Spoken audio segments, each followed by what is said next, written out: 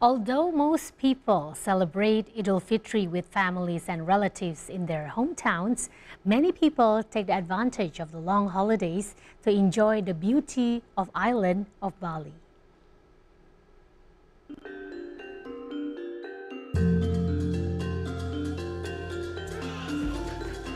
Bali is known for its stunning natural beauty and rich culture.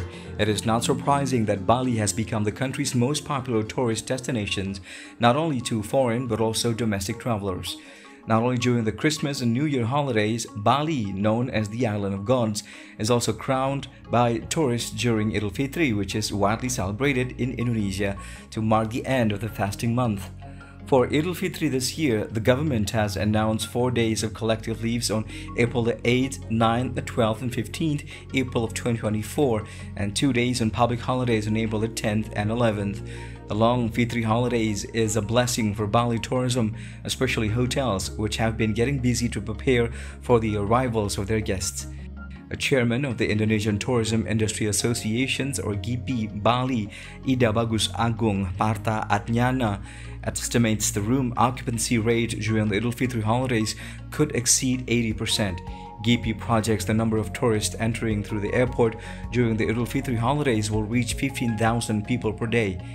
Giri also asked airlines to propose to provide extra flights so that airfares will be more affordable for the travelers.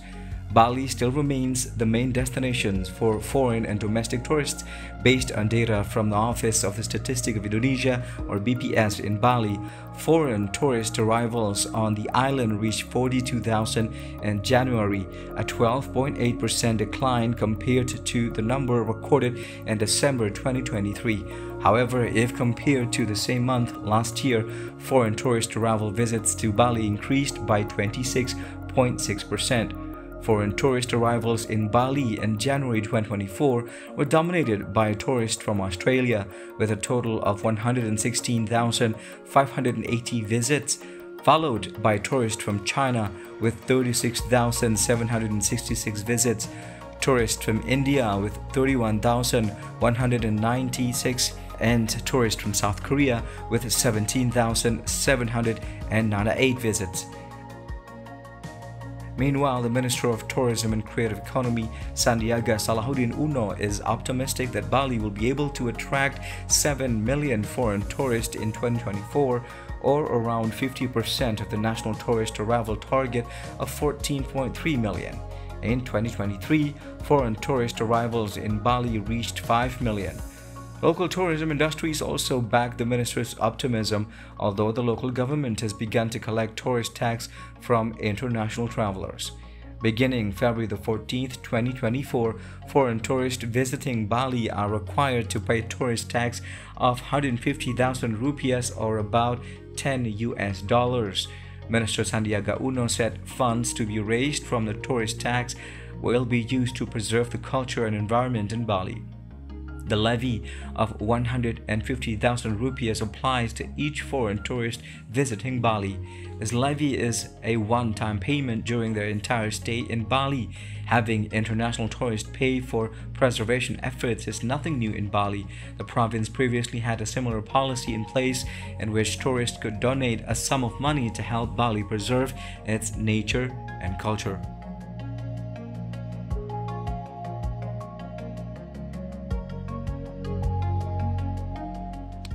Well, the long Idul Fitri holidays is a blessing for Bali's tourism, especially hotels, which have been getting busy lately to welcome a large number of local tourists on the resort island.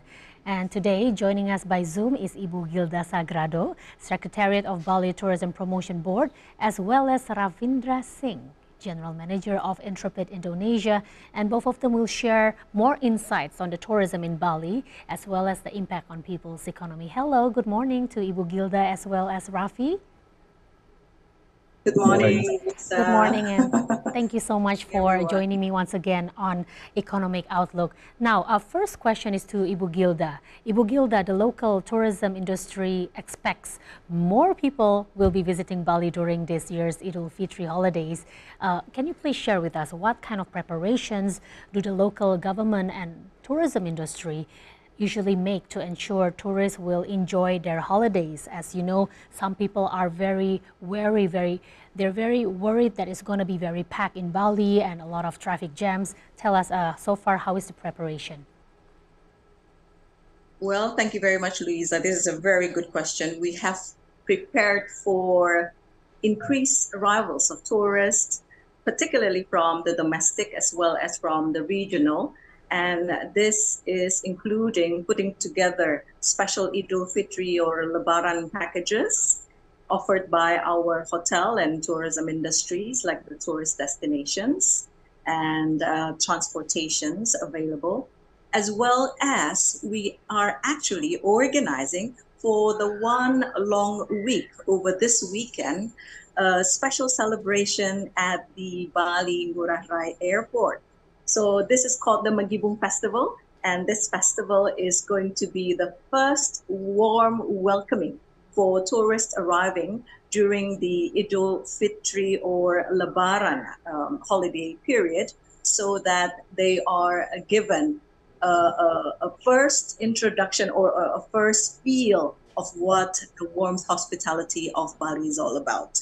And I can say that not only the domestic tourists will be crowding Bali this coming weekend and the following week, because also the Lebaran Idul Fitri holidays are also provided by the government at our neighboring countries like Malaysia, which is the number 4 arrival for Bali, and Singapore, which has been consistently as the number 8 arrival in Bali. And over the past month, for example, the data of our February 2024, we actually have 27,000 Malaysians coming into Bali. And this is a huge increase from last year, which is only 17,000. So an increase of 10,000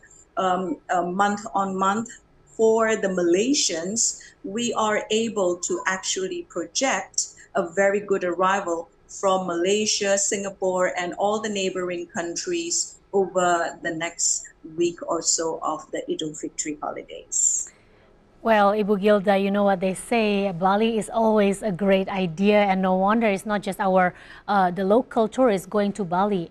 All around Asia, as you mentioned just now, Malaysian, Singaporean, Australians, they all flock to Bali during this season. Now, Ibu Gilda, the tourism industry in Bali has contributed greatly to the economy, especially in providing jobs for the people. What programs have so far been provided by the local government so that the high school graduates have also the skills to work in the tourism sectors and also improving our tourism better? Well, that's a very good question. Looking at human resources, I think we do have the quantity, we have one of the largest number of quantity of tertiary educations, or those graduates of the senior high school, SMR or SMK of tourism. And these are absorbed in our tertiary education academies available on the island of Bali. And in fact, a lot of our neighboring countries, as far as well as from India and Japan, they are coming over to Bali to actually learn about tourism. And this being a very high in demand academic faculty or a faculty within the university, I think Bali has been providing quite a good basic foundation for the preparation of human resources available for the industry to absorb up next after they've graduated from this tertiary education. And I must say, a lot of the Balinese or a lot of the graduates of the Bali tertiary education, so universities, are actually now being invited to Japan, to the US, and to Europe to fill up their human resources demand over there as well. Well, that's really great news, Ibu Gilda. And You know, like for the local tourists, when they go to Bali, they usually think, you know, like really fancy hotels and beaches, while there are actually so many more, so much more to offer, especially from the cultural side of Bali. Now, I'd like to go to Ravindra from Interpet Indonesia. Ravindra, thank you for joining us on Economic Outlook. Can you please explain us a bit about Interpet Indonesia, as well as what are Interpet Indonesia's activities in Bali since 2018? Thank you very much.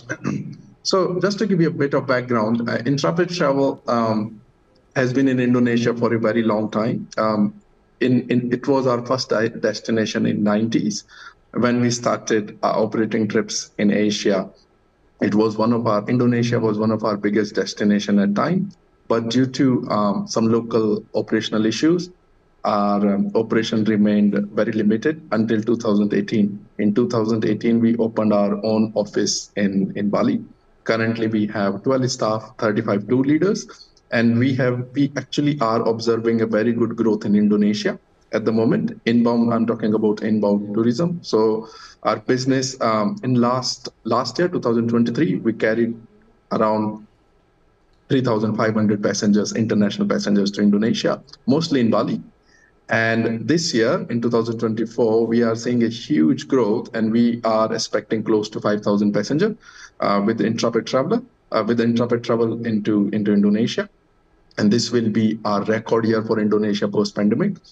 And by 2030, our aim is to bring in 20,000 international passengers to Indonesia with Intrepid Travel every year.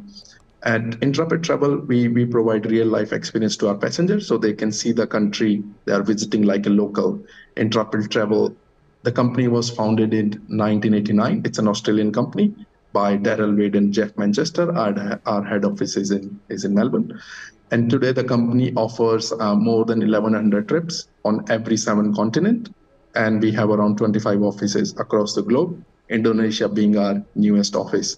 We are globally renowned as a leader in responsible travel. In 2018, this carbon neutral business became the world's largest travel company to be certified as B Corp business. And we were also named by Times Magazine in 2023 as one of the most influential company in the world. Our product not only revolves around adventure activity like river rafting, hiking, biking, hiking volcanoes, cycling. But our trips are a lot about people and the culture, tradition, and the history of Bali and Indonesia. A traveler want to actually meet local people and understand their culture and tradition and what the life is like. Just to give you an example, our most popular trip of Indonesia is beautiful Bali. It's a 9-day trip. And just giving you a perspective of how popular Bali is, this particular trip has 150 departures a year, and it carries 12 passengers approximately on every group. So you can imagine the amount of people booking this trip. On this trip, we have a homestay program in a village in Bali called Sibatan with a backdrop of Mount Agung, where travelers spend a night in a local village homestay and they live the life or they learn the life of a local Balinese traditional village. And that has been the highlight of that trip. People absolutely love staying in that village homestay. So that's what Intrepid Travel and our experiences are like. Wow, I mean, that sounds so interesting. It's not just about, as you mentioned just now, it's not just about the beaches or what people usually think of Bali, but it's about exploring Bali and letting these people, the tourists, come and have a local taste of what living in Bali is like. Rafi, can you please explain to us more currently what are the most popular experiences, local experience that you are trying to market out there, and perhaps what is new during these Lebaran holidays? Okay. Our travelers are not very traditional travelers of Bali. They like to get under the skin of the country and understand the culture and tradition as much as possible by visiting less explored area of the country along with other popular spots. So our experiences are doing the sunrise hike at Mount Batur, doing local cooking class, visiting local families, visiting local markets. We always stay in locally owned hotels. We eat at locally owned restaurants, and that's an experience itself. Because you can go to fancy hotels, you can stay in five-star hotels, you can eat at fancy restaurants everywhere in the world. But staying in a traditional Balinese authentic hotel would be an experience itself. Eating at a local restaurant, speaking with the locals, seeing how they eat, what is a popular dish, that's an experience by itself.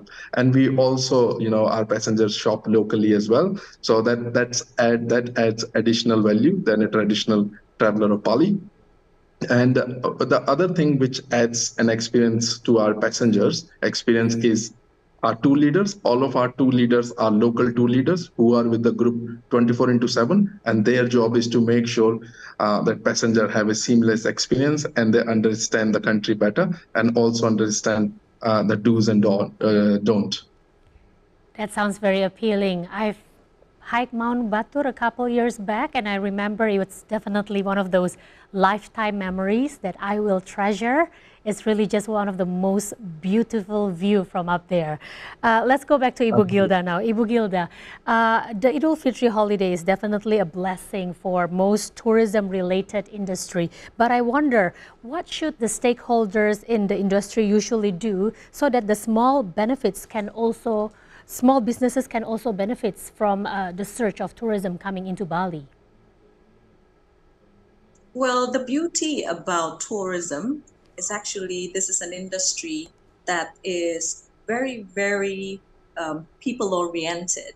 And therefore, this gives us such a huge entry point into the various villages, the various small, medium enterprises, and a way, or I should say, sharing it well with the bigger enterprises. Like what Ravi has mentioned, we from the government, we are so happy that the people-to-people relationships are established through their travel within the villages, meeting the head or the chief village of Sibatan and getting to know the culinary specialties of salak within the Sibatan village, the snake fruit that is so popular with the locals. We are then able to present it to the international tourists and travelers and then present it in a way that they are able to appreciate it and strengthen this people-to-people relationship. I think that is the most important gateway to allow the influx of such huge number of tourist arrival to then be divided and equally equally opening opportunities for everyone within the industry, big or small. That's great to hear. And also, final question to Ravi. So can you share from Interpet Indonesia, can you share what you are doing currently to support the local communities then in Bali? Yeah, thank you. We are supporting Bali communities or Indonesia communities in various ways, and one of the ways through our Interpet Foundation. The Interpet Foundation was launched in 2002. We realized that our passengers wanted to give back to the communities they travel. So currently, Interpet Foundation supports 46 charity or projects across the world. And in 2023, Interpet Foundation raised 2.8 million Australian dollar and exceeded our people experience while balancing our profit, purpose, and people. By 2030, Interpet will double its customer number to 600,000 and achieve revenue of 1.3 billion and contribute 1% of our revenue, that is 13 million Australian dollar, towards our purpose initiatives across the world. In Indonesia, our current NGO partner is Coral Triangle Center. They are based in Bali. Their goal is to promote the conservation of marine biodiversity and sustainable management of coral and coastal ecosystem across Coral Triangle. We are also on a mission to bring 50-50 gender equity in tourism sector. In Indonesia, our first aim is to balance our two leader pool by having 50-50 by 50% female tour leaders across our Indonesia trips by 2025. So by next year, we had some success in this sector in last couple of years. Currently, 30% of our tour leaders are female in our leaders pool. And so if you are traveling with Intrepid Travel in Indonesia, it is very likely that your tour leader or your tour manager will be a very smart Indonesian girl. And as mentioned earlier, we are working with few communities across Indonesia, and one of them, or recent addition, is Sibetan Village community in Bali, where our most popular trips spends a night in the homestay program. This has added good economic benefits to the village and many job opportunities for everyone in the village and around the village. So these are a couple of ways we are supporting Indonesia communities and local communities. Thank you. Oh, that's really wonderful to hear.